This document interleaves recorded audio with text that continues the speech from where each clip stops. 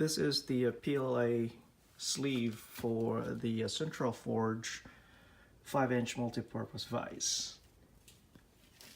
It has a texturing on the mating surface right over here, and it is just slides onto the vise. To remove, basically peel from the bottom up, and to install, start from the top by lining up on the vise clamp and sliding it down. I will also have another model that doesn't have any texturing on the surface. It's just plain flat.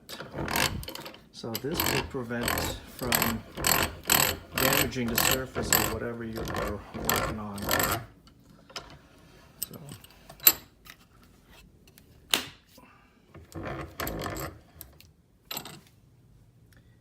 it's just a simple design, just so it would prevent any damage to material that you are clamping onto this vise.